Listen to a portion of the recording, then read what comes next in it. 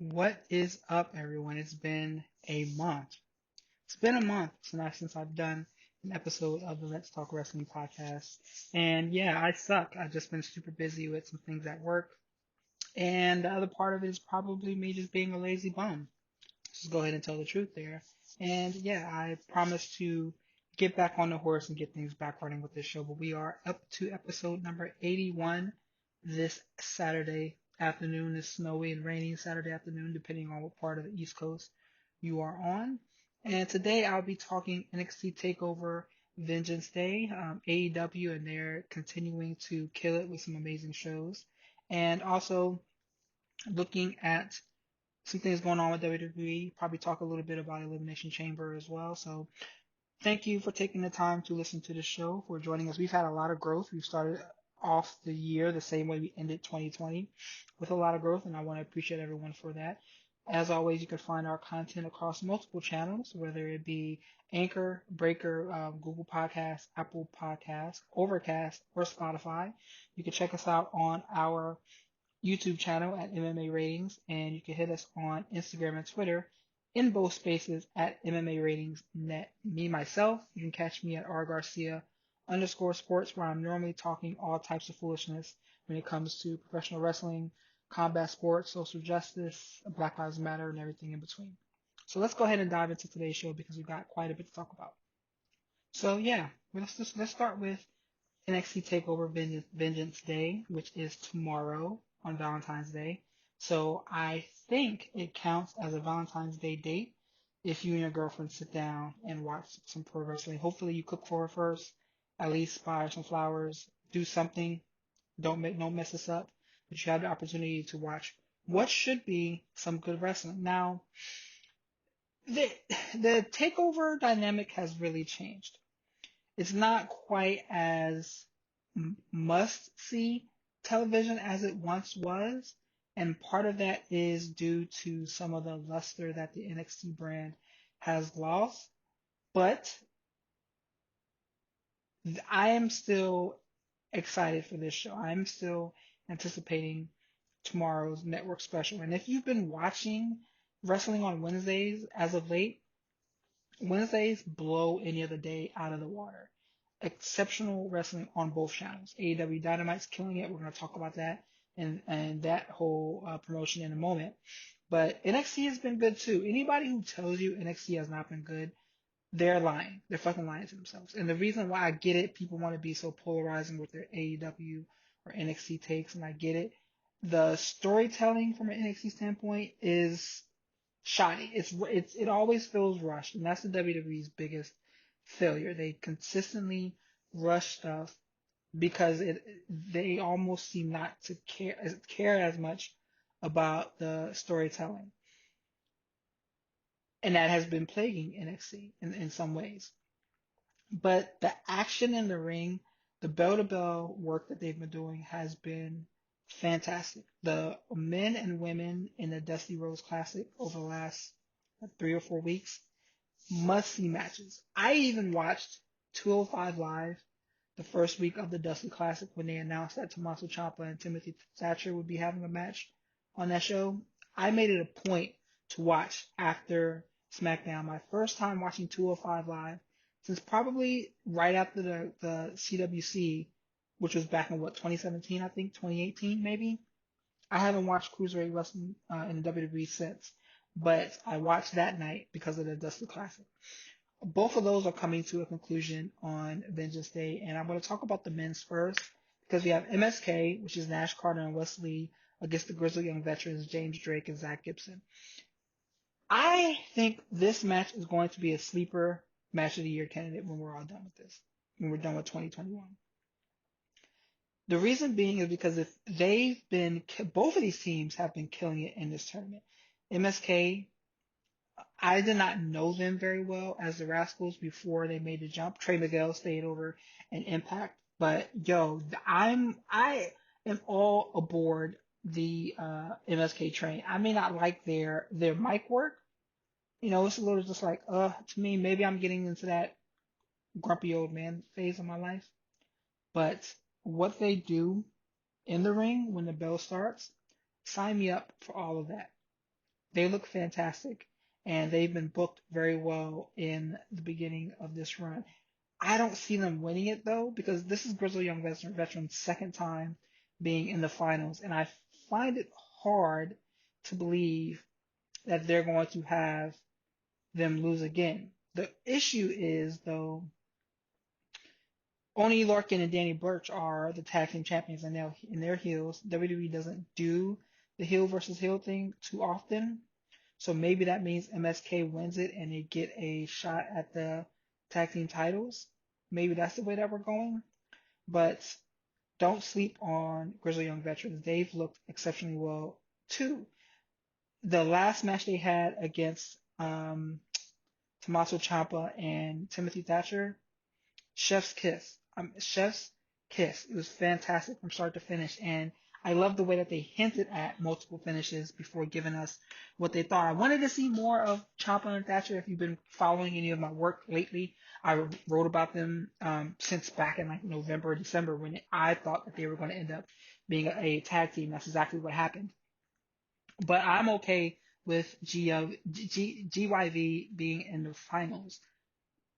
I don't watch NXT UK. I'm going to go ahead and say that. There's probably very little that could get me to watch NXT UK. I can say a couple things, but I'm not going to say that on this show. Let's stay PC. But I do not watch NXT UK, so I'm not too familiar with Grizzly Young Veterans. I'm expecting them though to keep them over here in NXT proper. Though, if you've been seeing some of the vignettes lately of Walter or just Imperium, it's been Imperium. You don't see any of Walter. You don't really hear any of them until the end of the promo. But Walter's coming, and he's going to chop the shit out of some people sooner rather than later. And I'm looking forward to that. But that's going to help fill out the tag team division, which was once the strength of NXT, and that's no longer the case anymore. But MSK and Grizzly Young Veterans, this is going to be a banger of a match, and I'm expecting MSK to win. For the women, we have Dakota Kai and Raquel Gonzalez versus Ember Moon and Shotzi Blackheart. I don't know which way this is going to go because I believe that WWE Creative looks at Raquel Gonzalez like she is a fucking star because she is. She might, she's a Trump supporter, MAGA effing right, and it bothers me even more when I think she might be Mexican, but when Latinos or people in the Latinx community are Trump supporters, it bothers me even worse. However, she can have whatever political affiliation she wants. She can fucking go in the ring, and I am a fan of hers. I'm a fan of her presentation.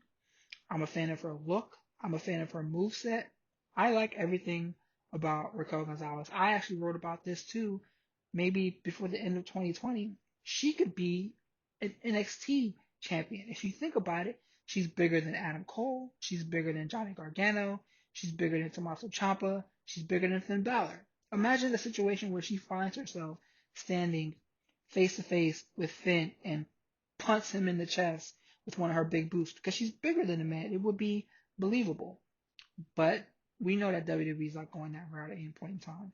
But I'm still perplexed as to why they have her in the women's Dusty Classic. She pinned Io Shirai back in War Games, and that's the only time Io's lost. And it should have set up a situation where they were having a match for the women's title. We're going to talk about the women's match in a minute. I think the reason why they're delaying it, well, I don't know the reason why they're delaying it, but I think that they're delaying it because they're going to set Raquel up as the big star. She's sent Rhea Ripley packing. She's now on the main roster. I hope they don't have anyone else that could be that type of a draw. I believe Io's ready to move up to the main roster too. I want to see her and Asuka work together, and I want to see them work together as a team, then have a fallout and have the matches that we never got to have with Kairi Sane and Asuka. I believe that that's something that they could do on the main roster. Will they do it right? Probably not. And you can look at the way that they've booked Asuka lately as enough of an example of that. They're never going to put her in the position that she should be in. And the same could be said about Io Shirai if she was to move up to the main roster. We'll come at that in a second. But Dakota and Raquel are facing Ember and Shotzi. I am not a fan of Ember and Shotzi. I have my own reasons for not being a fan of Ember. The Eclipse is the greatest, probably one of the top finishers in the industry today, in my opinion. Shotzi Blackheart, she was winning me over, and I like her gimmick. Um, I like, I didn't, well, her gimmick isn't the whole thing, but like there are things about her I like. And I am a fan of women on the WWE roster who have a different look than everyone else. You know, they don't all need to have that blonde hair, statuette. They all don't need to be Lacey or Charlotte, Dana Brooke, Mandy Rose, Natalia. They all don't Lana. They all don't need to look like that. I love the women who look different because they present different. Kane Carter, Bianca Belair, Naomi. You could say Sasha, but she, that those hair extensions need to go. Bailey, she wears her hair by herself. Like Asuka, they look different. That's why I am a fan of Shotzi Blackheart. But something must have occurred because there was a moment where they looked like they were going to strap a rocket to Shotzi, and now it's not there. People have tweeted at me saying why they think that maybe this is the situation. I'm not going to dive too far into that conversation because it's just not cool with me. But something about her is not as she doesn't seem to be booked the same way. I think her and Ember are going to lose this match to Dakota and Raquel, which I'm okay with. If you put the title on Raquel, where does she go next? I think she's going to turn on Dakota sooner rather than later. I expect Dakota to be back on the face side of the spectrum.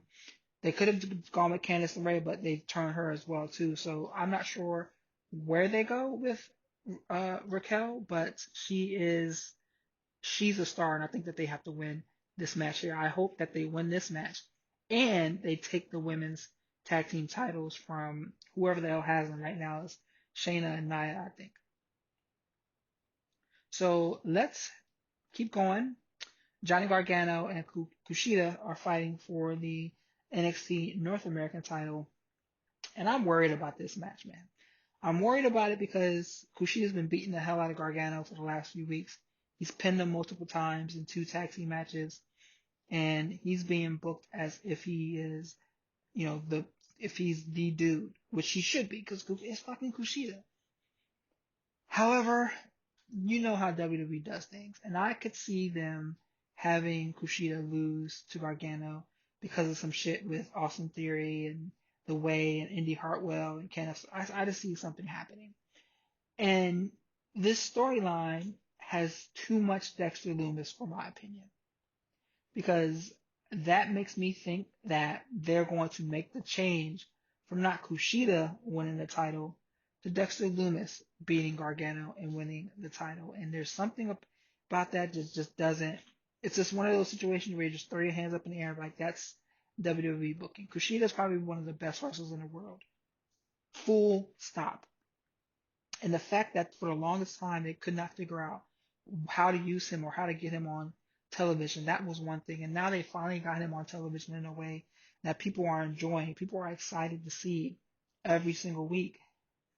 But this past week's edition of NXT makes me wonder if they are not going to put that title on him just because of the way the match ended with him standing, or not the match. Was it a match or a fight? It was a match actually because of the Austin Theory match that Kushida had. The way that they had him standing up holding the title, I just don't think that that's just going to play out well long term. I think that they're going to hotshot that belt onto Dexter Lumis, and I'm not a fan of that. So that brings me over to Io Shirai versus Toni Storm versus Mercedes Martinez. I'm interested in this match. I'm interested in it because I think it's going to be good. I love Io Shirai. I love Mercedes Martinez. Toni Storm has been kind of winning me over. I think she's like a bland character. I understand everybody loves looking at her. I get it, but I just feel like she's bland to me. But I think these 3 women are going to tear it up. I think Io comes out with the title still because, like I said, it's best for her to lose it to Raquel. But I think these 3 ladies are going to tear it the hell up. I'm glad that Mercedes got out of that situation with Retribution, that she's not a part of that group anymore. She's now back in NXT doing her thing. But this is another one of those angles where it just feels too, it feels like a hot shot again. Like, why we never even, like, the Storm and Shirai story was there. Io Shirai lost to Toni Storm in the finals of the Mae Young Classic. Toni Storm is here to beat her again, to take that title from her. Io Shirai wants to get that win back. So that story was there. Why add Mercedes Martinez to this? Mercedes could be squashing people on a weekly basis, a bi-weekly basis, with the same way Xia Li has been squashing people. Build these women up. But instead, they put them all in a three-way here, which let's see how this plays out. Like I said, I think that Shirai's gonna come out as the champion, but I don't, because there's no reason why you would have Storm or Martinez facing off against Gonzalez in the main event as angle. I think Shirai wins it here, and then she eventually loses it to Raquel. That brings me over to the main event: Finn Balor versus Pete Dunne. I think this is going to be a great match. Before I dive into that, though, I was watching again this was it this week at NXT or the week before? I believe it was the week before. But the finger snapping stuff that Pete Dunne does, I think I'm over it. I think I'm over it because it just doesn't do it for me. Of all the things that these wrestlers do to each other and do to themselves in these matches, it just makes me think that finger snapping shouldn't be the thing that has everybody bowling over in pain. That's just my 2 cents. I'm going to hit on that real quick. Either way, this match is going to rule, and we know it's going to rule. These are the types of matches that NXT is known for. Finn Balor versus Kyle O'Reilly 1 and 2. Pete Dunne being inserted into this match. Pete Dunne versus Tyler Bate. Johnny Gargano versus Adam Cole.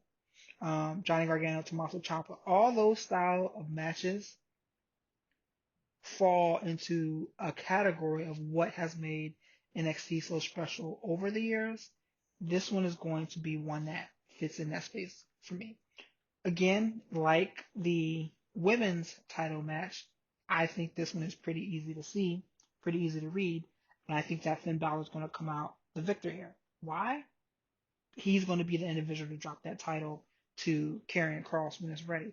They have Karrion Kross in a pretty interesting angle with Santos Escobar, which that was my first time saying his name right on the first try. I usually flip it by accident. But Santos Escobar and Karrion Kross, which is a pretty interesting storyline to me. Yeah, I get it. People are like, well, Escobar is the cruiserweight title, or he's the cruiserweight champion. What does this mean? Okay, fine, I understand. But still, this is an angle to me that I'm looking forward to seeing, because Karrion isn't a heel. He isn't a face. He just likes beating people up, and I am okay with that. But I expect Balor to eventually drop that title to him. In order to do so, he has to be continually booked strong.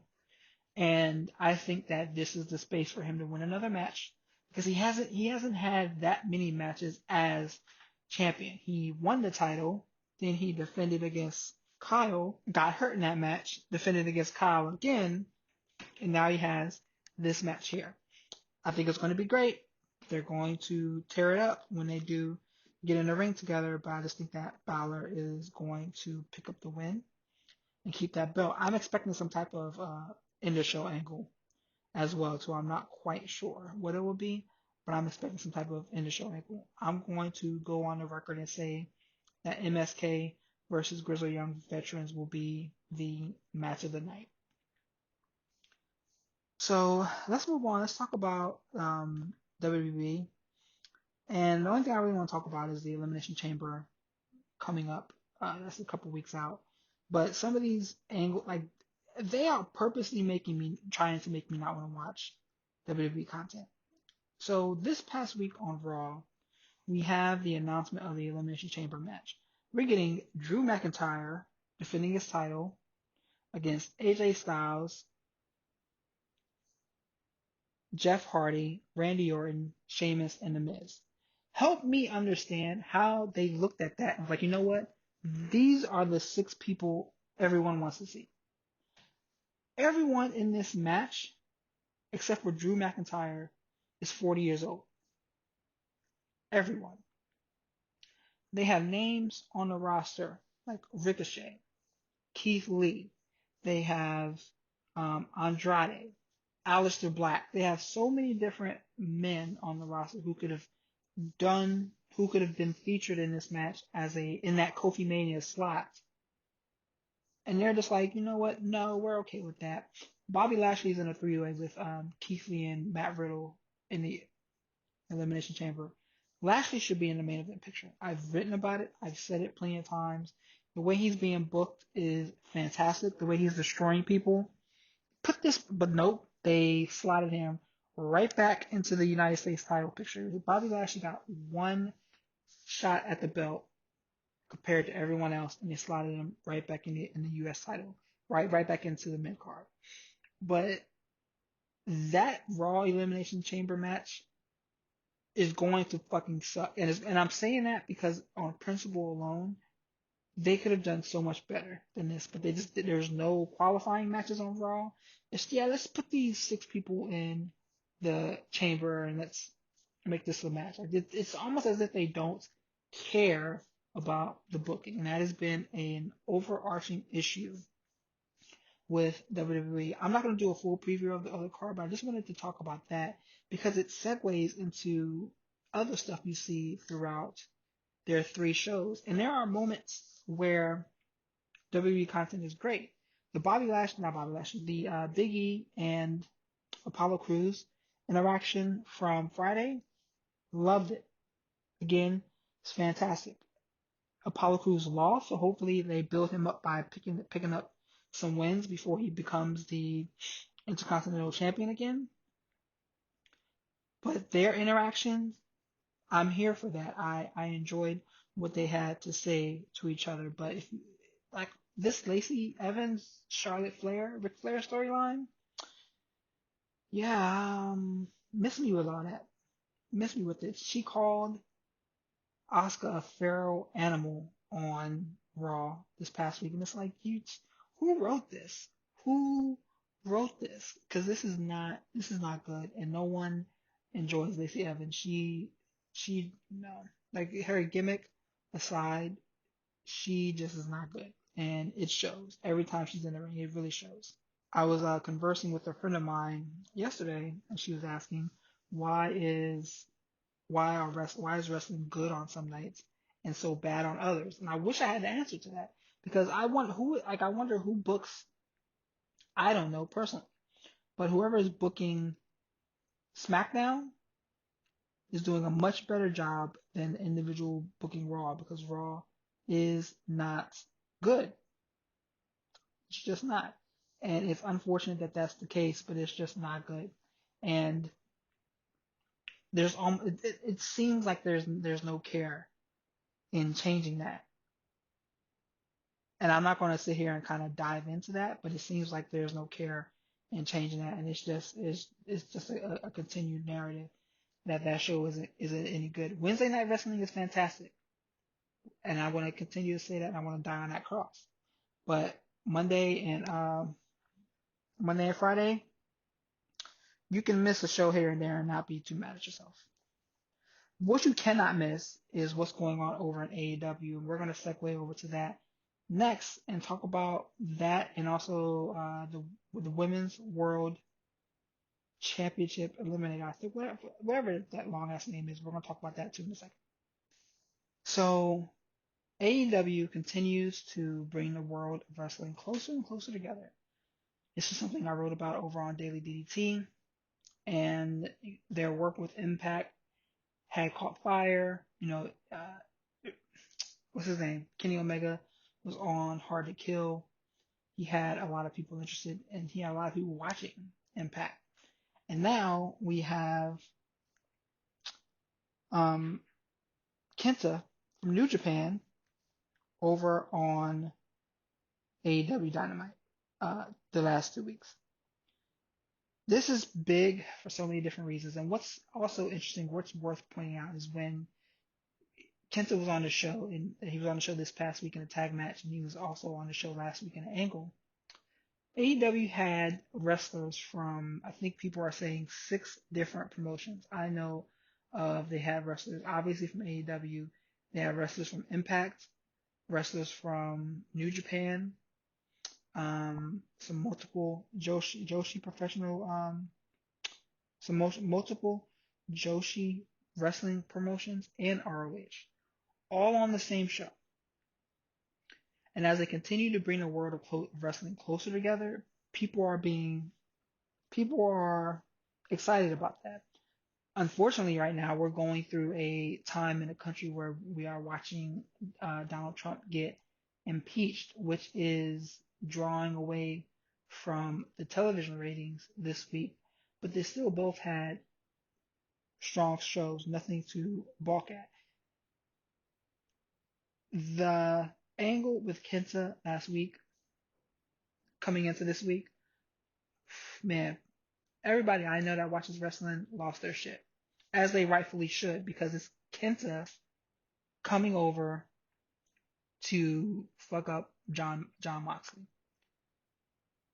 So that door is now open, as they call it, the forbidden door or whatever they want to call it. That door is now open, and you have to wonder what's next. Not in the Bill Goldberg sense, but what's next? Are we looking at a world where we get to see Kota Ibushi versus Kenny Omega in the AEW ring? Kenny Omega versus Sakuraba. No, excuse me, not Sakuraba. Sakuraba, goodness. Okada in the AEW ring. Or seeing the AEW title over in New Japan. What about Jay White? What about the rest of the Bullet Club? All that has been brought up. Where does that lead us? These are the types of questions that people are getting excited about, as they rightfully should.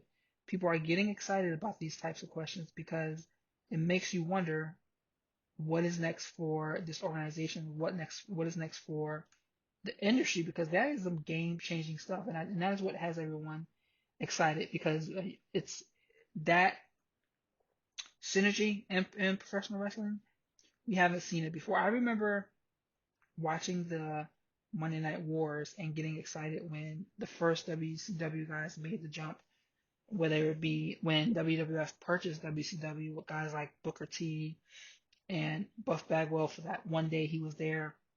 All those matches and all those moments, or RVD when he first appeared in the WWE ring, all those moments were huge. This is akin to those moments, and I want to see what's coming in the future because I'm a fan of it. I'm here for it, and I want to see that happen. So the other thing from this past week that jumped out to me on AEW was the Women's World Title Eliminator. There you go. The Women's World Title Eliminator Tournament. The bracket was revealed last week, and this week the tournament started. So we got the tournament opening match, and they could not have picked a better opening match. And what is important about this is you saw the same thing with the Dusty Classic, in my opinion. And I feel like that's the case every year. They pick the opening match is always a banger. And it's a match that's like, this is going to kick off the entire showcase. This year, I think it was MSK, and it was also Caden Carter and Casey Catanzaro were the kickoffs for this year, this year's tournament. AEW, they picked Thunder Rosa versus Layla Hirsch. If you haven't watched that match, go back and watch it because the match is exceptional. It's a lot of fun. They killed it. And I know people were upset that they were put in that same Death Nail slot, the 9:30 slot on TV, which is not a strong one, before the main event, because people know that the main event is coming up. But still, these two ladies killed it, and I wrote about this. They gave us a different type of match. It wasn't the women trying to do the same spots that the men always do, which is something that happens a lot in women's wrestling, but it was, we're gonna go out here and we're gonna fight, and may the best woman win. And it was Thunder Rosa, but she came out looking strong, which is important for this tournament. It's important for her, and it's important for everything else that's going to happen in this event. I don't know. I want to be 100% honest. I don't know all of the names in this event. I don't know a lot of the Japanese names. A lot of people seem to be excited about a lot of them. I don't know Joshi wrestling that well, but this is an opportunity for me to learn. I'll tell you that. This is an opportunity for me to really learn, and that's what I'm getting interested in. We have some matches that are coming up. We have Ty Conti and Nyla Rose, Serena Deeb and Riho. We have that. Britt Baker versus Anna Jay. I do think Britt Baker's going to win the whole thing. It sucks that they're going to have Anna Jay go out that early, but like, let's see. I'm expecting, so Thunder Rosa advanced. I'm expecting Serena Deeb to advance. Nyla Rose and Britt Baker to advance. Out of those four, I expect um, I'm expecting Rose to beat Serena Deeb, setting up another title match for Thunder Rosa, excuse me. And I'm expecting Nyla Rose to defeat. Oh, excuse me. Let me back up. I'm expecting Thunder Rosa to defeat Serena Deeb, setting up a title match for Thunder Rosa because Serena Deeb is the NWA Women's World Champion. And then I'm expecting Britt Baker to defeat Nyla Rose. In the U.S. final, I'm expecting Britt Baker to win everything, defeating Nyla Rose. That's my North American prediction. The Japanese side, I don't know, but I know that Maki Itoa, however you say her name, she gave, like, the way she introduced herself. Yes, let's have some more of that. I want to see her run the table through to the end. I think she's going to lose. Whoever's going to lose, whoever comes out of the Japanese side is going to lose in the final. This is Britt Baker's tournament to win. But this is going to be fun. And it's going to introduce people to a lot of other wrestlers that they do not know, which is exceptional in the business. That needs to happen more often than not. Go back and watch this match between Hirsch and Thunder Rosa because it was fantastic from start to finish, and it was really fun. It was really hard hitting. So I'm going to go ahead and close out today's show because that's already all my thoughts. As usual, you can find all of my content in a variety of spaces. It's probably best just to follow me over at rgarcia_sports on Instagram and Twitter for everything that I do. You can catch me over at Daily DDT, MMA Ratings, where this show goes up, and everywhere in between. Thank you again for taking the time to listen to this show. Enjoy your Valentine's Day. If you have a 3-day weekend, enjoy that as well. Get some rest and stay safe, everyone. And wear your mask and remember that Black Lives Matter.